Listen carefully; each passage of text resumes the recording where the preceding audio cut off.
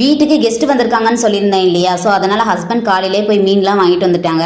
2 விதமான மீன் வாங்கிட்டு வந்திருந்தாங்க. மீனோட பேர்லாம் தெரியாதுங்க.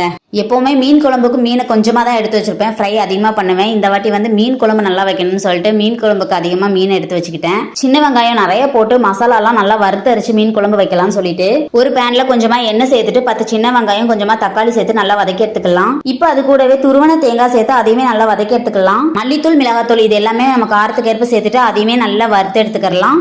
இதை நல்லா வதக்கிட்டு மிக்ஸி ஜார்ல அரைச்சி எடுத்துட்டு ஆல்ரெடி ஊற வச்சிருந்த புளி தண்ணியோட நான் சேர்த்து நல்லா மிக்ஸ் பண்ணி எடுத்துக்கிறேன். இப்போ ஒரு கடாயில தேங்காய் எண்ணெய் சேர்த்திருக்கேன். கடுகு, வெந்தயம் பொரிஞ்சதும் கட் பண்ணி எடுத்து வச்சிருக்க சின்ன வெங்காயம், வெள்ளைப்பூடு சேர்த்து நல்லா வதக்கிட்டு தக்காளியும் சேர்த்து நல்லா வதக்கி எடுத்துக்கிறேன். இப்போ கலந்து எடுத்து வச்சிருந்தா மசாலா சேர்த்துட்டு தேவையான அளவுக்கு உப்பு சேர்த்துட்டு நம்ம கொதிக்க ஆரம்பிக்கும் போது இந்த மீன் துண்டுகளை எடுத்து அதில் சேர்த்துடலாம். ஃபைனலா கருவேப்பிலை சேர்த்துட்டு மூடி போட்டுட்டு ஒரு 15 நிமிஷம் லோ ஃப்ளேம்ல வச்சிருக்கா சூப்பரான மீன் குழம்பு ரெடி ஆயிரும். சைட் பை சைடா சாப்பாடு ஒரு பக்கம் வச்சுட்டு மீனையும் ஃப்ரை பண்ணி எடுத்துக்கிட்டேன். நாளைக்கு vlogல பார்க்கலாம்.